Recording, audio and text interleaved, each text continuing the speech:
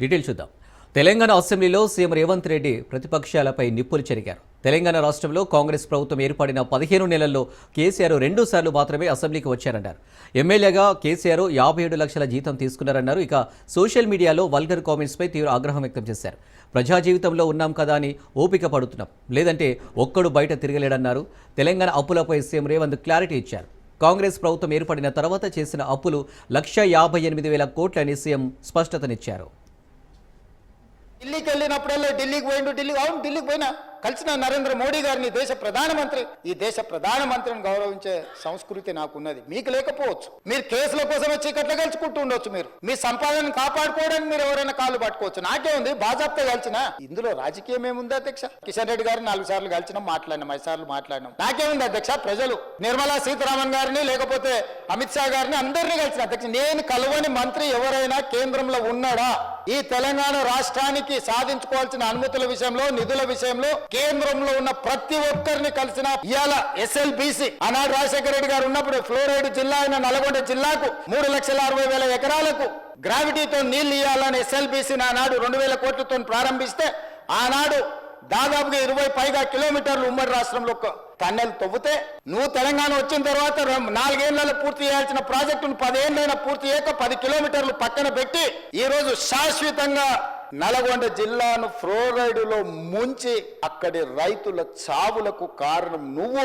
ఆ ప్రాజెక్టు పూర్తి చేస్తే ఎవ్రీ డే 4,000 క్యూసెక్కులు నీళ్లు తీసుకపోతే గ్రావిటీతోనే రూపాయి ఖర్చు కూడా లిఫ్టుల మీద పెట్టాల్సిన అవసరం లేకుండా ప్రాజెక్టు కంప్లీట్ అయి ఉండేది అధ్యక్ష. ఇవాళ జరిగిన SLBC ప్రమాదానికి ఆ 8 మంది చావులకు నువ్వు కారణం కాదా? పెద్దలు చంద్రశేఖరరావు గారిని రమ్మని ఉండే అధ్యక్ష, తమరైన వ్యక్తిగతంగా మాట్లాడండి. వారు ఏ రోజు వస్తారో వారు ఈ సభలో ఉన్నప్పుడే కృష్ణా నది జలాల మీద చర్చ పెడతారు. ఈ చర్చలో ఒకవేళ మా తప్పేదైనా ఉందని నిరూపిస్తే సభా సాక్షిగా చంద్రశేఖరరావు గారికి, BRS నాయకులకు నేను క్షమాపణ చెప్తా అధ్యక్ష. కృష్ణా పరివాహక ప్రాంతంలో కృష్ణా నది జలాలలో ఈ రోజు తెలంగాణకు శాశ్వతంగా అన్యాయం జరిగింది చంద్రశేఖరరావు గారి హయాంలో. లెక్కలతో సహా నిరూపించడానికి నేను, మా మంత్రి ఉత్తమ్ కుమార్ రెడ్డి గారు సిద్ధంగా ఉన్నాం అధ్యక్ష. వాళ్ళ సంతకాలు పెట్టొచ్చు, వాళ్ళ అఫిడవిట్లు వేసి. BRS ఈ రోజు మార్చురీలో ఉందని నేను చెప్పిన అధ్యక్ష. దాన్ని ఒక వ్యక్తిని అన్నట్టుగానో, పెద్ద ఆయన్ని చంద్రశేఖరరావు గారిని నేను అన్నట్టుగా హరీష్ రావు గారు, KTR గారు చిత్రీకరిస్తున్నారు అధ్యక్ష. అంత కుత్సిత స్వభావం నాకు లేదు అధ్యక్ష. చంద్రశేఖరరావు గారి దగ్గర ఉన్న కుర్చీని 4 కోట్ల తెలంగాణ ప్రజలు గుంజుకొని నన్ను తెచ్చి ఇక్కడ కూర్చోబెట్టారు అధ్యక్ష. ఇంకేముంది అధ్యక్ష చంద్రశేఖరరావు గారి దగ్గర నేను తీసుకోవడానికి? వారి దగ్గర ఉన్న ప్రధాన ప్రతిపక్ష హోదా. ఆ ప్రధాన ప్రతిపక్ష హోదా ఎవరు కావాలి అధ్యక్ష? అయితే హరీష్ రావు గారు కావాలి, లేకపోతే KTR కావాలి. అయితే గీతే ఏదైనా కోరుకుంటే జరగరాంది ఏదైనా జరిగితే వాళ్ళిద్దరు ఆ కుర్చీ కోసం పోటీ పడతారు. కానీ నేను ఇక్కడ నుంచి అక్కడికి పోను కదా అధ్యక్ష. నేనెందుకు కోరుకుంటా అధ్యక్ష? ఇది సింపుల్ లాజిక్ కదా అధ్యక్ష. నేను అట్లా కోరుకుంటలేను అధ్యక్ష.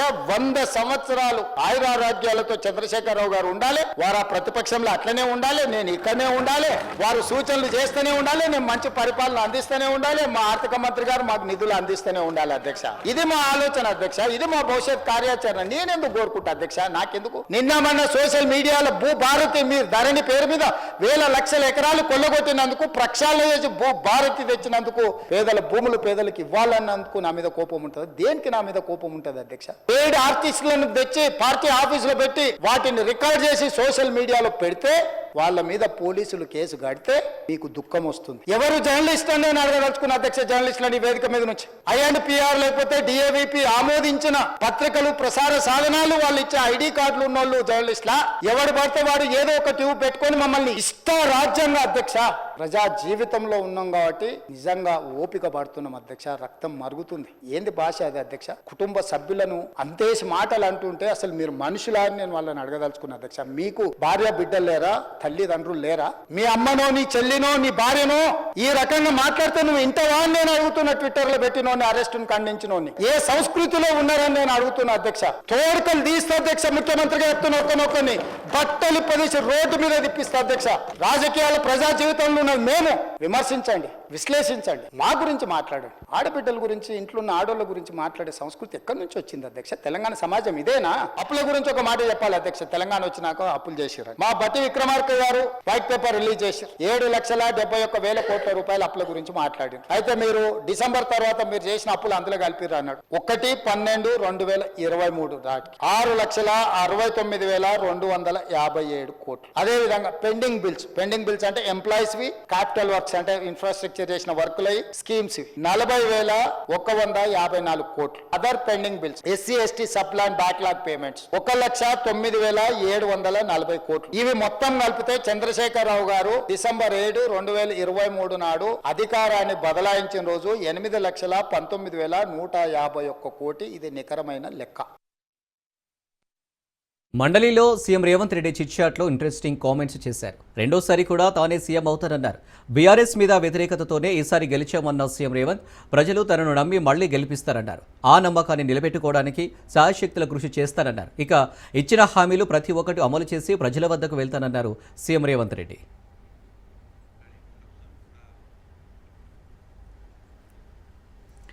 కాంగ్రెస్ సర్కారుపై బీఆర్ఎస్ ఎమ్మెల్యే పల్లా రాజేశ్వరరెడ్డి విమర్శలు చేశారు. హామీల అమలులో కాంగ్రెస్ ప్రభుత్వం విఫలమైందన్నారు.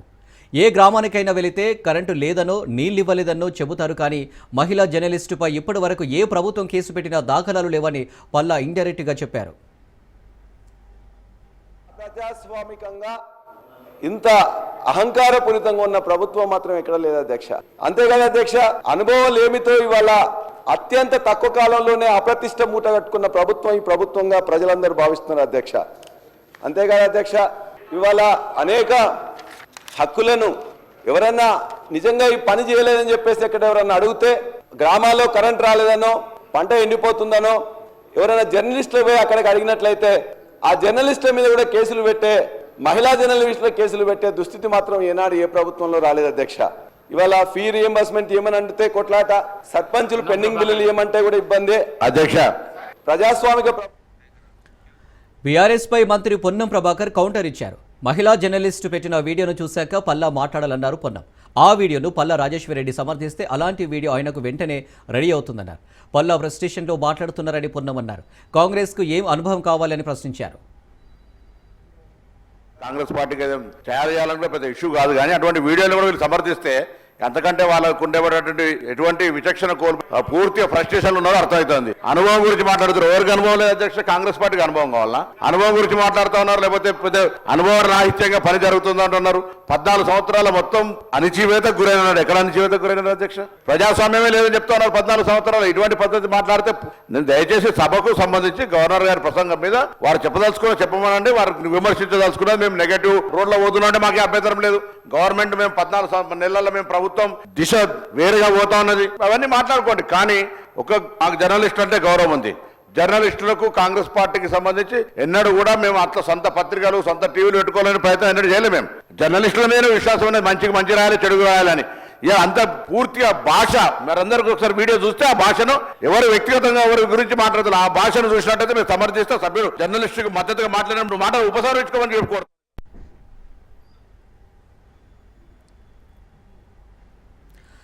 కులగణనపై తప్పుడు ప్రచారం చేస్తున్నారని మంత్రి ఉత్తమ్ అన్నారు. అత్యంత పారదర్శకంగా కులగణన చేశామని తెలిపారు.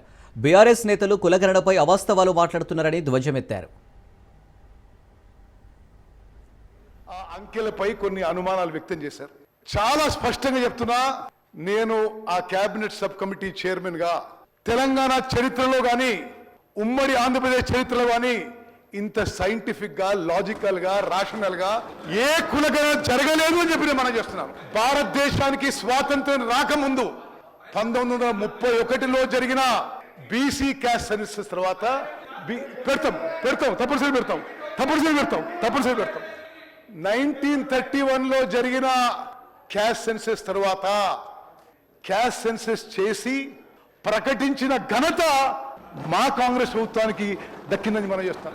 దాని ఆధారంగా శాసనసభలో బీసీలకి 42% రిజర్వేషన్ ఇవ్వాలని చెప్పి కేంద్ర ప్రభుత్వానికి పంపించేది మా కాంగ్రెస్ ప్రభుత్వం చెప్పి మనం లెక్కల విషయం చెప్పాలి అధ్యక్ష. బికాస్ దీన్ని రిపీటెడ్ గా మరి ఒక గోబల్స్ ప్రచారంగా ఈ బీసీ కులగణనపై ఒక గోబల్స్ ప్రచారం చేస్తూ రిపీటెడ్ గా ఒక తప్పుడు అలిగేషన్స్ అవాస్తవాలు ప్రజల్లోకి తీసుకుపోయే ప్రయత్నం చేస్తున్నారు.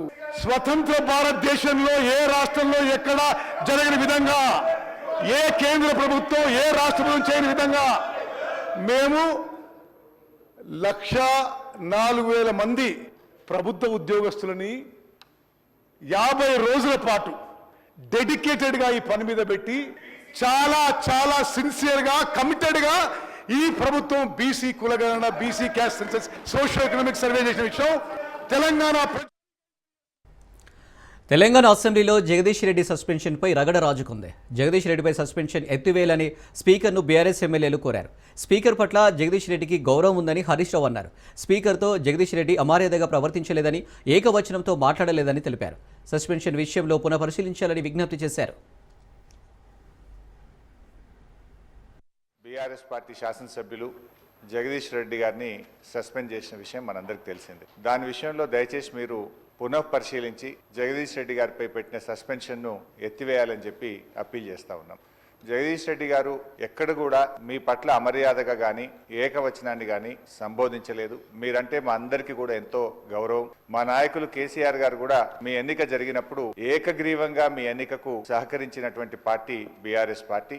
మా నాయకులు కేసీఆర్ గారు కూడా ఎప్పుడు కూడా మాకు చెప్తూ ఉంటారు, సభా సంప్రదాయాలు పాటించాలని, మీ పట్ల గౌరవంగా ఉండాలని కూడా చెప్తూ ఉంటారు. సో మాకు ఎక్కడ కూడా బీఆర్ఎస్ పార్టీకి కానీ మా సభ్యులు జగదీష్ రెడ్డి గారికి కానీ మీ పట్ల మంచి గౌరవం ఉంది తప్ప మేము ఎక్కడ దురుద్దేశంగా కానీ ఏకవచనం మీ పట్ల ప్రయోగించలేదు. అందువల్ల మాకు కూడా, ఎందుకంటే నిన్న జగదీష్ రెడ్డి గారికి మీరు మైక్ ఇచ్చుంటే వారు చెప్పుకునే అవకాశం ఉండేది. వారికి చెప్పుకునే అవకాశం లేకుండానే సస్పెన్షన్ జరిగింది కనుక మీరు ఒకసారి పునఃపరిశీలించి వారిని సభలోకి వచ్చే విధంగా సస్పెన్షన్ ఎత్తివేయాలని మా తరఫున విజ్ఞప్తి చేస్తాం. నిన్న శాసన మండలిలో ఎమ్మెల్సీ కవిత కీలక వ్యాఖ్యలు చేశారు. జయ జయ హే తెలంగాణ గీతంపై ఆంధ్ర మ్యూజిక్ డైరెక్టర్ పాట రూపొందించడం ఎవరికి అర్థం కాని విషయం ఆయన ఫైర్ అయ్యారు. మన దగ్గర మ్యూజిక్ డైరెక్టర్ లేనట్టు ఆంధ్ర వారితో రూపొందించడం ఏంటని ప్రశ్నించారు. మరోవైపు 2.64 కోట్ల మెట్రిక్ టన్నుల ధాన్యం వచ్చింది అంటే అందులో కాళేశ్వరం పాత్ర కూడా ఉందని వెల్లడించారు. బీసీలకు బడ్జెట్ పెంచాలని సీఎంను కోరుతామన్నారు ఎంపీ ఆర్ కృష్ణయ్య. బీసీ వాదం ఎవరు వినిపించినా స్వాగతిస్తామన్నారు. అయితే కొందరు బీసీ ఉద్యమం చేస్తామని వస్తారు, వెళ్తారని, తాను నిరంతరం బీసీల కోసమే ఉద్యమిస్తాను అన్నారు. ఇక ఇతర కులాలను తీర్మానం వలన దూషించడం సబబు కాదన్నారు. అలాంటి వాటికి తాను వ్యతిరేకమని, ప్రజాస్వామ్యంలో అందరూ భాగమేనంటూ ఆర్ కృష్ణ చెప్పుకొచ్చారు.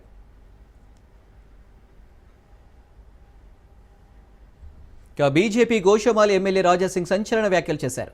తెలంగాణలో బీజేపీ అధికారంలోకి వస్తే ఎంపీ అసదుద్దీన్ ఓవైసీ దేశం వదిలిపోయేలా చేస్తామని హెచ్చరించారు. లేదా తాను బీజేపీలో జాయిన్ అవుతానని అసదుద్దీన్ ఓవైసీ తమ నేతల కాళ్లు పట్టుకుంటారని ఎద్దేవా చేశారు. మంచిగా జరుపుకోవాలని ఒక మంచి ఆలోచన పెట్టుకొని ఎవరికి కూడా డిస్టర్బెన్స్ చేయకుండా హోలీ ఆడుకున్నారు. ఇంకోవైపు హైదరాబాద్లో ఉన్న పార్లమెంట్ సభ్యుడు అసదుద్దీన్ ఓవైసీ నిన్న ఒక మసీదులో జుమ్మేకి నమాజ్ చదువుకోనికి ఆయన ఒక ప్రోగ్రాంలో పోయిండు. ఒక పెద్ద బహిరంగ సభ అయినా పెట్టిండు. ఆ బహిరంగ సభలో ఎట్లాంటి అయినా మాటలు చెప్తుండు. ఇవాళ యావత్ భారతదేశంలో ఉన్న హిందువులు కానీ ముస్లిమ్స్ కానీ ఈ మెంటల్ గాడు ఎక్కడి నుంచి వచ్చిండో అని ఆ విధంగా ఆలోచన చేస్తున్నారు. రంజాన్ ఈ నెల అంటే చాలా పవిత్రమైన నెల అని అనుకుంటారు. అట్లాంటి పవిత్రమైన నెలలో ఇట్లాంటి విషము కక్కుతుండు ఈ అసదుద్దీన్ ఓవైసీ. అది కరెక్టేనా? ఒక్కసారి అసదుద్దీన్ ఓవైసీ ఆలోచన చేసుకోవాలి. మేము భయపడే వ్యక్తులు కాము. భయపడే వ్యక్తులు పాకిస్తాన్ ఉరికిపోయినారు, మేము కొట్లాడతాం, ఆ విధంగా కామెంట్ చేస్తుండు. గత వైసీపీ ప్రభుత్వంపై సీఎం చంద్రబాబు విమర్శలు చేశారు. గత పాలకులు రాష్ట్రాన్ని పూర్తిగా విధ్వంసం చేశారని ఆరోపించారు. అభివృద్ధి, సంక్షేమం, సుపరిపాలనతో తాము ముందుకెళ్తున్నామని వెల్లడించారు. పేదల పెన్షన్లు 3,000 నుంచి 4,000కు పెంచామని చెప్పారు.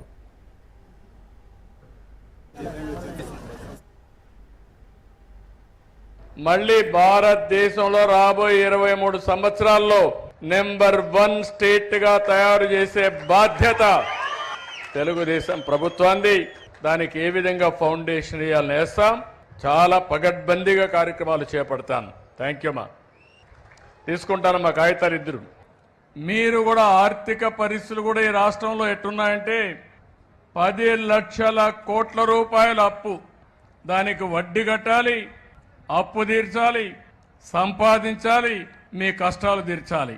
ఈరోజు అందుకే నేను చెప్పాను, అభివృద్ధి, సంక్షేమం, సుపరిపాలన, ఈ 3 ద్వారా ఈ రాష్ట్రాన్ని ముందుకు తీసుకుపోయే కార్యక్రమాన్ని చేశాం. ఈరోజు మీరందరూ ఉన్నారు. నేను 4వ ముఖ్యమంత్రి. 4వ ఎప్పుడు కూడా నాకు ఇన్ని ఇబ్బందులు కనపడలేదు. నాకే వెసులుబాటు దారి కనపడడం లేదు. అంటే అంత రాష్ట్రాన్ని పూర్తిగా విధ్వంసం చేసే పరిస్థితికి వచ్చారు. ఆ రోజు ఈ రోజు చెప్తున్నాను, నేను ఈ రోజు ఆలోచిస్తాను, రేపు డిప్యూటీ సీఎం పవన్ కళ్యాణ్పై వైసీపీ నేత అంబటి రాంబాబు ఆగ్రహం వ్యక్తం చేశారు. జనసేన పార్టీకి దశ లేదని పవన్ రాజకీయాలను ప్రజలు గమనిస్తున్నారన్నారు. చంద్రబాబుకు ఊడిగం చేయడానికి పవన్ జనసేన స్థాపించారని, పవన్ ప్రజల కోసం పోరాడే వ్యక్తి కాదు, కుటుంబం కోసం పోరాటం చేస్తారని అంబటి దుయ్యబట్టారు. ఎన్నికలకు అర్థం కాకపోతే అర్థం కాకపోయింది, కనీసం ఆయనకైనా అర్థమైందా అనేది నాకు అర్థం కాదు. నిలబడ్డాం, 4 దశాబ్దాల టీడీపీని నిలబెట్టాం. ఆయన నిలబడ్డాడు. 4 దశాబ్దాల పాటు ఉన్నటువంటి టీడీపీ పడిపోతుంటే దాన్ని నిలబెట్టాం. వాళ్ళు కాదుగా, మేము దేవుడి నుంచి చెబుతున్నాం. అసలు టీడీపీ పార్టీని నిలబెట్టడం కోసమే పుట్టినటువంటి రాజకీయ పార్టీ మీది. 2014 మార్చిలో ఒక బి టీమ్ గా చంద్రబాబు నాయుడు గారు వదిలారు. కాపులందరినీ కట్టగట్టి చంద్రబాబు నాయుడు గారి కాపుల్ని చేతుల్లోకి తీసుకోలేరు. అందులో డైరెక్ట్ గా ఆయనతో మాట్లాడలేరు కాబట్టి కాపులతో పవన్ కళ్యాణ్ గారిని అక్కడ పెట్టి ఆయన నుండి అట్రాక్ట్ చేసి తద్వారా తన వైపు మరలించుకోవాలనేటువంటి ఒక ప్రయత్నంలో భాగంగానే జనసేన పార్టీ ఆవిర్భవించింది అనేది ఇవాళ మేము కొత్తగా చెప్పటంలా, డే 1 నుంచి చెబుతున్నటువంటి అంశమని. ఉప ముఖ్యమంత్రి గారు కదా, ముఖ్యమంత్రి గారి తర్వాత ముఖ్యమంత్రి అందరు వాడు కష్టపడి సాధించుకున్నాడు. 21 సీట్లు గెలిపించుకున్నాడు. తన పార్టీ వాళ్ళు కాపోయినా ఆ పార్టీ వాడిని పట్టుకుని ఉప ముఖ్యమంత్రిగా ఉండి మరి ఇచ్చిన హామీల పట్ల నీ జయకేతంలో ఏమైనా మాట్లాడేవా? జనసేన పెంచుతామంటే పవన్ కళ్యాణ్ వైఎస్ వివేకాను హత్య చేసి 6 ఏళ్లు గడిచినా ఇప్పటికీ తమకు న్యాయం జరగడం లేదని వైఎస్ సునీత ఆవేదన వ్యక్తం చేశారు. కానీ న్యాయం కోసం పోరాడుతూనే ఉంటామని స్పష్టం చేశారు. తమ తండ్రి వైఎస్ వివేకానందరెడ్డి హత్య జరిగి 6 సంవత్సరాలు అయిందన్నారు. న్యాయం కోసం 6 సంవత్సరాలుగా పోరాడుతున్నట్టు తెలిపారు. హత్య కేసులో ఒక్కరు తప్ప మిగిలిన అందరూ బయట యథేచ్ఛగా తిరుగుతున్నారని ఆరోపించారు. సిబిఐ వాళ్ళు మళ్లీ ఇన్వెస్టిగేషన్ మొదలు పెడతారని నమ్మకం ఉందన్నారు ఆమె. సత్యసాయి జిల్లా కదిరిలోని మహిళా ప్రైవేట్ కళాశాలలో ప్రిన్సిపల్ అనుచితంగా ప్రవర్తించిన ఘటన వెలుగులోకి వచ్చింది. కదిరి అమృతవల్లి మహిళా డిగ్రీ కళాశాలలో ప్రిన్సిపల్గా చేస్తున్న వెంకటపతి విద్యార్థినుల పట్ల అసభ్యంగా ప్రవర్తించాడు. హోలీ సందర్భంగా అమ్మాయిలను ఎత్తుకొని బురదలో పడేశాడు. హోలీ పండుగ పేరుతో అమ్మాయిలతో ఇలా ప్రవర్తించడం హాట్ టాపిక్గా మారింది. ఎంత హోలీ అయితే మాత్రం విద్యార్థినులతో ఆ రకంగా ప్రవర్తించడం ఖచ్చితంగా మంచి ఆలోచన ధోరణి కాదనే విమర్శలు వినిపిస్తున్నాయి. అమ్మాయిలను తాకుతూ ఇలా బురదలో పడేయడం కలకలంగా మారింది. ప్రిన్సిపల్ ప్రవర్తనపై పలువురు ఆగ్రహం వ్యక్తం చేస్తున్నారు. దీనికి సంబంధించిన దృశ్యాలు సోషల్ మీడియాలో వైరల్గా మారాయి. శ్రీశైలంలో నకిలీ ఆన్లైన్ వెబ్సైట్ మోసాలు ఒక్కొక్కటిగా వెలుగు చూస్తున్నాయి. శ్రీశైలం దేవస్థానం మల్లికార్జున సదన్ పేరుతో ఆన్లైన్లో నకిలీ వెబ్సైట్ నిర్వహిస్తున్నారు కేటుగాళ్లు. నకిలీ వెబ్సైటుకు వసతి డబ్బులు చెల్లించి మోసపోయారు హైదరాబాద్, ముంబైకి చెందిన భక్తులు. మోసాలపై దేవస్థానం సిబ్బంది దృష్టికి తీసుకొచ్చారు భక్తులు.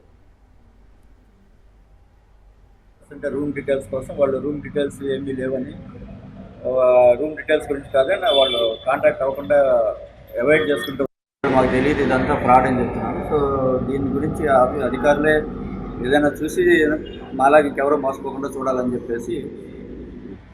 మీకు ఎంత కట్ అయింది అనుకుంటే?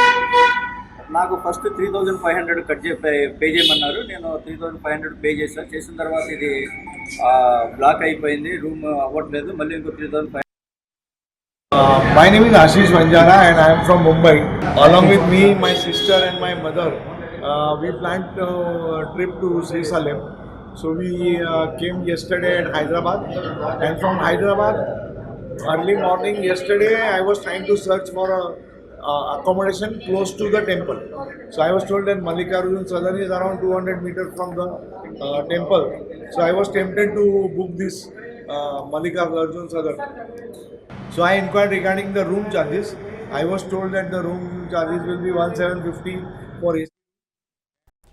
జనసేన ఆవిర్భావ సభలో పవన్ చేసిన వ్యాఖ్యలపై డీఎంకే నేతలు స్పందించారు. భాషా విధానంపై తమిళనాడు వైఖరిని పవన్ తప్పుగా అర్థం చేసుకున్నారని చెప్పారు. వ్యక్తిగతంగా హిందీని కానీ ఇతర భాషలను కానీ నేర్చుకోవడానికి తాము వ్యతిరేకం కాదని అన్నారు. ఆసక్తి ఉన్నవారి కోసం తమ రాష్ట్రంలో ఇప్పటికే హిందీ ప్రచార సభలను నిర్వహిస్తున్నామని చెప్పారు. అయితే కేంద్ర ప్రభుత్వం తమ రాష్ట్రంపై ఎన్ఈపీ, ఫ్రీ స్కూల్స్ వంటి విధానాలతో బలవంతంగా హిందీని రుద్దుతుందని దీన్ని తాము వ్యతిరేకిస్తున్నామని తెలిపారు. రన్యారావు వ్యవహారం సంచలనంగా మారిన సంగతి తెలిసిందే. దుబాయ్ నుంచి బంగారం అక్రమ రవాణా చేస్తూ అడ్డంగా దొరికిపోయింది. సినీ నటి కావడం, ఆమె సవతి తండ్రి కర్ణాటక డీజీపీ కావడంతో కేసు సంచలనంగా మారింది. అయితే ఈ కేసులో బిగ్ ట్విస్ట్ చోటు చేసుకుంది. రన్యారావు అరెస్టు చేసిన కొన్ని రోజుల తర్వాత ఆమె సవతి తండ్రి డీజీపీ కె రామచంద్రరావుని ప్రభుత్వం తప్పనిసరి సెలవులో పంపింది. ఈ మేరకు ప్రభుత్వం ఉత్తర్వులు జారీ చేసింది. ఉత్తర్వుల్లో ఎలాంటి కారణాన్ని పేర్కొనలేదు. కెనడా కొత్త ప్రధానిగా మార్క్ కార్నీ ప్రమాణ స్వీకారం చేశారు. అమెరికాతో టారిఫ్ వార్ వంటి సవాళ్ల నేపథ్యంలో 24వ ప్రధానిగా కార్నీ బాధ్యతలు స్వీకరించారు. కెనడా గవర్నర్ జనరల్ సమక్షంలో కార్నీ నూతన ప్రధానిగా ప్రమాణం చేశారు. పీఎం పదవికి రాజీనామా చేస్తున్నట్లు జస్టిన్ ట్రూడో జనవరిలో ప్రకటించిన నేపథ్యంలో అధికార లిబరల్ పార్టీకి కొత్త సారథి ఎన్నిక తప్పలేదు. ఈ క్రమంలో పార్టీలో జరిగిన ఎన్నికల్లో bank of Canada, bank of ఇంగ్లాండ్లకు గతంలో గవర్నర్గా పనిచేసిన కార్నీ ఘన విజయం సాధించారు. అమెరికా కెనడా సంబంధాలు దెబ్బతింటున్న సమయంలో కార్నీ బాధ్యతలు స్వీకరించడం ప్రాధాన్యత సంతరించుకుంది.